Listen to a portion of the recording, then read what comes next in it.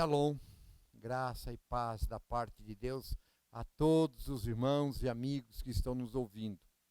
Como fazemos todos os anos no mês de maio, chamado também de mês do lar, nós aproveitamos para ministrar às famílias. E este ano, aproveitando ainda que estamos todos em casa, demos o título à série de mensagem que inicia hoje de Volta para Casa, baseado na parábola conhecida do filho pródigo, que está registrado no Evangelho de Lucas, no capítulo 15. É uma parábola bastante conhecida, e sempre quando eu leio esta parábola, eu tenho algumas perguntas. Onde estava a mãe daqueles rapazes? O pai acompanhou o filho caçula, por onde ele andava, com quem que ele falava, sabia o que rolava nas redes sociais dele, com quem ele ficava até de madrugada conversando no seu WhatsApp.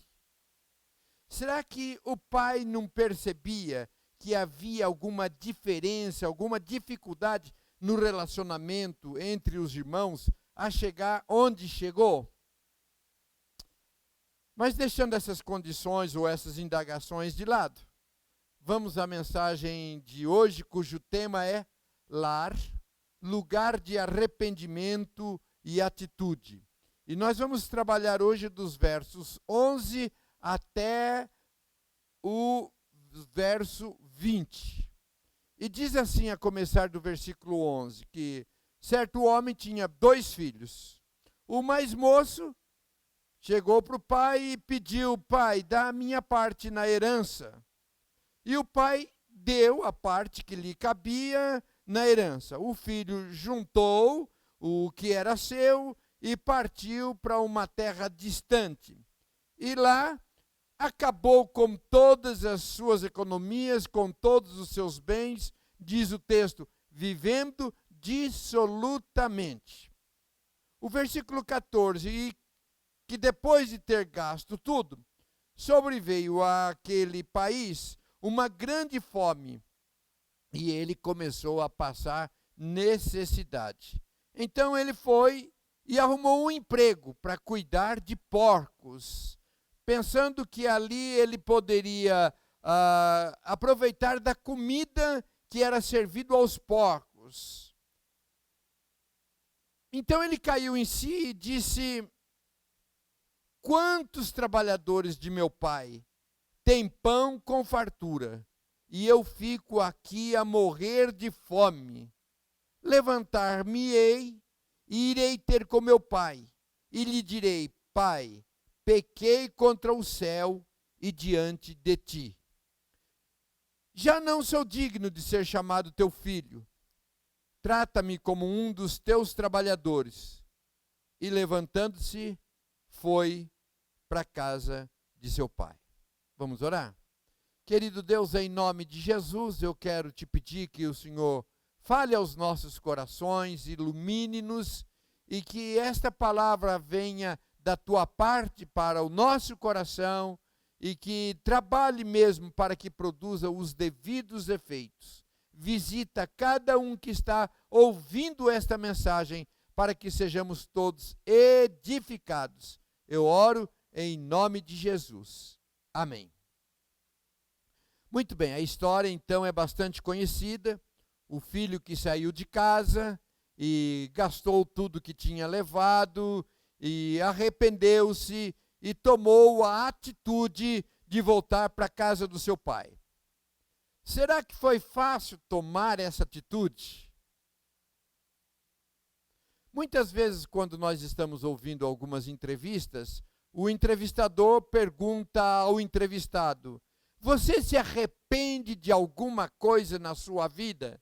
E normalmente as pessoas dizem: não, eu não me arrependo de nada, eu faria tudo como eu fiz até aqui. Queridos, eu tenho muitas coisas que eu me arrependo. Do que eu fiz, do que eu não fiz, do que eu falei, do que eu não falei. Porque todos nós cometemos erros, involuntários ou voluntários, conscientes ou não. E nem tudo que nós fazemos tem uma explicação lógica. Às vezes, nem nós mesmos nos reconhecemos diante de algumas atitudes, de alguns atos. São atitudes que fazem mal para nós mesmos. Poxa vida, como que eu fui capaz de fazer isso, de falar isso, de agir dessa maneira? Como que eu fiz tal coisa? Nós precisamos reconhecê-los, arrependermos-nos e tomar atitudes. A psicóloga Ana Cruz, ela define arrependimento como uma resposta emocional diante dos prejuízos causados para si mesmo ou para outrem. Gostando ou não, se fizermos algo errado, de propósito ou não, não adianta fingir que nada aconteceu. O caminho é o arrependimento. A palavra arrependimento na Bíblia é traduzida do hebraico, significando sentir-se triste, contristar-se, mudar de atitude. E no grego é metanoia, mudança de mente, de caráter, de atitude. É um estado de tristeza por algo praticado e implica em uma tomada de atitude. E é Deus que, através do Espírito Santo, conduz-nos ao arrependimento. A principal desculpa para fugir do arrependimento é o orgulho, que impede-nos de reconhecermos os nossos atos equivocados. A Bíblia tem vários exemplos sobre isso, mas eu gostaria de tomar como exemplo justamente um caso acontecido em família, registrado lá em 1 Samuel, no capítulo 25. Fala de uma família que sofreu por causa de um marido orgulhoso, teimoso, duro de trato, que não se arrependia, que era intratável e irretratável. Ele chamava-se Nabal. E essa atitude dele prejudicava toda a sua família. Ele era casado com Abigail, e a Bíblia diz que ela era sensata e formosa. Duas características que ele não podia responder. Ela era sensata e bonita. O rei Davi passava por perto da casa de Nabal e enviou alguns soldados para pedir comida para Nabal. Nabal destratou os soldados e disse que não lhes daria nada. Então, os servos de Nabal, eles procuraram Abigail e pediram para ela fazer alguma coisa, porque Nabal era um homem tão mau que ninguém conseguia conversar com ele, e que Davi disse que voltaria para destruir toda a família. Abigail então pegou alguns alimentos e foi falar com Davi, sem falar com Nabal. A falta de arrependimento, de reconhecimento das suas falhas, destrói a comunicação em família. Não tem mais comunicação, a pessoa não volta atrás, não se arrepende, não reconhece as suas falhas. Abigail foi até Davi e disse: não dês atenção àquele homem mau, ele é insensato e a insensatez o acompanha. A falta de arrependimento faz com que as pessoas percam o respeito para com essas tais pessoas. Eu me lembro de uma história interessante vivida numa das igrejas que eu pastoreei, e que tinha um senhor muito bem financeiramente, mas ele era muito sovina e a esposa sempre reclamava que o marido não lhe dava dinheiro algum. E eu perguntei para ela, mas como que você consegue sempre estar muito bem arrumada, comprar tudo que você precisa? Pastor, eu já percebi onde que ele guarda o dinheiro, o tempo que se guardava dinheiro em casa. E também, às vezes, ele pede para eu fazer alguns depósitos, e eu não deposito tudo que ele fala, tudo que ele dá para depositar. Então eu fico com uma parte do dinheiro, outras vezes eu vou lá onde eu sei que ele guarda. Então a pessoa assim pensa que está sendo muito sábia, mas pessoas que não reconhecem os seus erros, as suas falhas, que não se arrepende, têm a tendência de ser enganada e de não ser respeitada pela família. Quando a esposa chega para Davi, e Abigail vai até Davi, e Davi então a recebe e diz para ela: bendita seja a tua prudência. E prometeu proteger a casa dela. Quando ela voltou para casa, Nabal estava numa festa, estava embriagado, e ela achou que não deveria conversar com ele naquele momento. Esperou para o outro dia, e quando Abigail falou para Nabal da conversa que teve com Davi, ele ficou com o coração tão duro, ficou tão bravo, não reconheceu o seu erro, isso endureceu tanto o seu coração que diz a Bíblia, que dali 10 dias ele morreu. A falta de reconhecimento dos erros prejudica, inclusive, as emoções, o físico e espiritualmente. Quer saber o final da história? Dali uns dias, dali um tempo, Davi foi e casou-se com Abigail, mulher bonita e inteligente.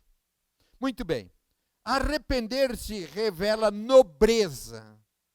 Quando humildemente escolhemos reconhecer as nossas falhas, há uma promessa de paz e de prosperidade. Isaías capítulo 30, versículo 15 diz assim: no arrependimento e no descanso está a salvação de vocês. Na quietude e na confiança está o seu vigor. Então é importante também fazer a distinção entre remorso e arrependimento. O remorso nos deixa tristes, abatidos, mas não impede que repitamos e que corrijamos o erro. Já o arrependimento, no arrependimento nós não nos conformamos e faz com que nós tomemos uma atitude.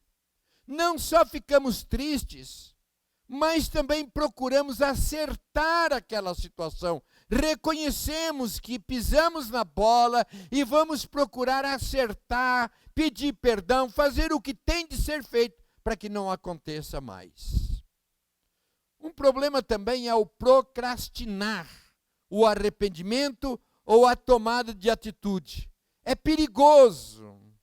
Qualquer dia eu faço, qualquer dia eu converso, qualquer dia eu acerto, qualquer dia eu trato, e o caso vai passando, e quanto mais tempo passa, mais difícil vai ficando. Arrependimento requer atitude. Eu sei, eu pisei na bola, eu falei o que eu não deveria falar, eu fiz o que eu não fiz, ou então eu me omiti, e eu preciso acertar essa situação. Precisa ter coragem, precisa ter força e fazer com oração e empenhar-se em família para acertar relacionamentos. O que fazer para corrigir algo do qual nós nos arrependemos? Primeiro, é preciso que a gente encare a situação. Assumamos a responsabilidade dos nossos atos. Ninguém está livre de errar e provocar sentimentos, mas redimir-se, reconhecer, tomar atitude é importante. Aquele jovem reconheceu: poxa vida, eu não devia ter saído da casa do meu pai. Lá estava bem, eu tinha o que comer. E quando ele toma esse reconhecimento, ele toma também uma atitude: eu vou voltar para a casa do meu pai.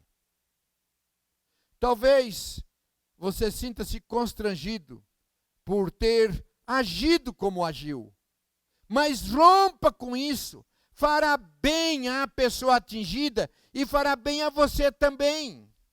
Não podemos procrastinar. Precisamos reconhecer quando nós erramos e conversar com quem deve ser conversado. Segundo lugar, reconheça que você é falho. Você conhece aquele versículo que diz assim: errar é humano, mas o permanecer no erro é burrice? Não, não tem esse versículo. É um dito popular, mas é uma verdade. Para que haja arrependimento, é preciso admitir para nós mesmos: poxa vida, eu errei. Eu fiz, eu falei, eu não fiz, eu não falei o que deveria ser feito.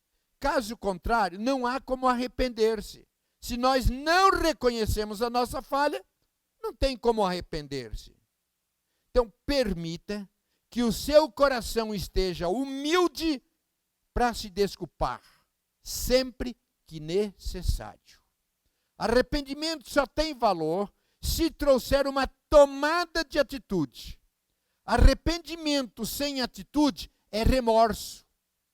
Isso não significa que nunca mais vamos errar, mas que vamos nos esforçar por não errar. O Salmo 32, versículo 9 diz assim: não sejam como o cavalo ou o burro, que não têm entendimento, mas precisam ser controlados com freios e rédeas, caso contrário, não obedecem. Pesada esta palavra, não? A teimosia no erro gera cegueira que impede a pessoa de perceber a dor emocional que provoca em si mesmo e para os seus familiares. A falta de arrependimento na família pode gerar mágoas, feridas, desgastes. Eu acompanhei uma família que também não é daqui de Campinas, gosto de deixar bem claro, e o pai, quando o seu filho era pequeno, o filho era muito arteiro, mas o pai também exagerava muito na correção. E o filho foi crescendo com ressentimentos do pai, e o pai já estava velho, o filho já era um homem casado, e eu várias vezes conversei com o pai: o senhor precisa conversar com o seu filho, porque o seu filho guarda ressentimentos disso. Conversa, explica que você pode ter exagerado, pede perdão, isso precisa acontecer. E o pai continuava na teimosia, dizendo: não, ele sabe que eu o amo. Tá bom, então chega para o filho, diga que você o ama, que você que você se arrepende das vezes que você exagerou. Infelizmente, o pai nunca fez isso. E o filho hoje, um homem adulto, até hoje, ele é um homem difícil, complicado. Mas vamos para frente. Pare de se justificar ou querer achar culpados. Sempre a gente: não, mas eu fiz isso por quê? E ou então culpa outras pessoas, outras circunstâncias, outras situações. Isso não resolve a questão. Eu errei, eu fiz o que não deveria ter feito, eu falhei, eu quero pedir perdão, eu quero me arrepender, e eu vou tomar uma atitude para corrigir isso que eu fiz. Em quarto lugar, muito importante, se você reconhece que tem dificuldade em arrepender-se e mudar de atitude, peça ajuda para alguém de sua confiança. Alguém que você realmente confia, chega e diga: olha, eu sei disso, eu tenho dificuldade, me ajuda a melhorar nessa área. Reconhecer uma atitude equivocada não é tarefa fácil, mas o pior é conviver com o sentimento de culpa. Em Provérbios 28, 13 diz: o que encobre as suas transgressões jamais prosperará, mas o que as confessa e deixa alcançará misericórdia. Muito bem, queridos. Nós estamos falando, e isso pode aplicar-se a todo relacionamento, mas eu quero trabalhar muito especialmente no relacionamento familiar. Deus abençoou, Deus criou e Deus acredita na família. Eu penso que para algumas pessoas, esse tempo que temos de ficar em casa, marido, esposa, filhos, dioturnamente, é uma boa oportunidade para acertar os ponteiros, para conversar e para ver, escuta, vamos ver como que era a nossa vida até aqui. Dizer se tem algo que está marcando o coração, que a esposa, que o marido, que os filhos, que os pais tenham feito. A gente trabalhar de uma forma muito transparente e também haver o reconhecimento de quando agiu de forma equivocada, errada e que machucou pessoas. Cada família será abençoada à medida que cada membro reconhece as suas falhas, arrepende-se e toma a atitude de reparar os seus atos.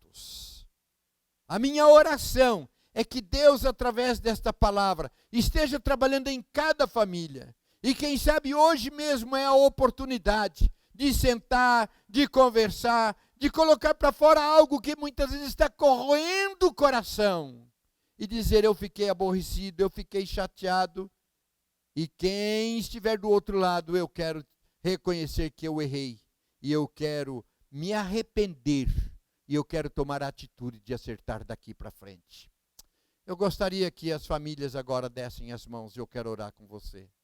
Senhor Deus e Pai, eu quero te pedir em nome de Jesus. Tu conheces as famílias que estão ouvindo esta palavra agora. Se há algo para ser corrigido, se há algo para ser acertado, que o Espírito Santo haja de tal forma que não haja mais desentendimentos, que as possíveis marcas e mágoas possam ser curadas e as famílias se abracem e comece um novo momento com corações arrependidos e atitude de voltar para o início de tudo numa convivência gostosa, alegre e abençoada. Faz isto, Espírito Santo de Deus, eu te peço em nome de Jesus. Amém. Mas eu não vou terminar por aqui pelo seguinte, embora esta parábola tenha sido falada dentro de um contexto familiar, o que o Senhor Jesus está querendo ensinar aqui é que muitas vezes as pessoas correm o risco de sair da casa do Pai, da presença do Pai. Vive uma vida como se Deus não existisse, como se não preocupasse com a sua vida espiritual, longe, distante de Deus. Mas esta parábola é para mostrar que Deus é amoroso, que o Pai é amoroso e que Ele está disposto a receber-nos sempre quando nós nos arrependemos dos nossos pecados, das nossas falhas, das nossas atitudes, de termos saído da presença dEle, de termos feito o que não deveríamos fazer, e Ele está sempre de braços abertos, pronto para nos receber. Meu irmão, meu amigo, minha irmã, minha amiga, eu não sei como você tem vivido, mas eu quero dizer que nesta noite o Senhor me colocou aqui para dizer o seguinte: volta para casa, volta para casa. Volta para a casa do Pai. E se você tomar essa decisão, você vai ver que antes mesmo da sua decisão, o Pai já estava de braços abertos para te receber. O Senhor Deus quer-nos sempre de volta. Esse era o objetivo da parábola contada, que Jesus recebe de volta a todos os seus filhos. Não interessa por que caminho tenha vivido, mas Ele quer-nos de volta. Abaixe sua cabeça e vamos orar. Põe a mão no seu coração. Repita comigo esta oração. Senhor Deus, o Senhor sabe que eu tenho andado muitas vezes longe do teu caminho, te desagradado, corrido atrás dos meus próprios negócios e interesses. Mas hoje eu quero voltar para o Senhor, voltar para os braços do Pai, voltar para a casa do Pai. E eu sei que o Senhor me recebe, porque o Senhor me ama, e quero declarar mais uma vez, eu também te amo, Senhor, e me receba em nome de Jesus. Amém e amém. Dê um sorriso gostoso. Jesus te recebe sempre. Amém?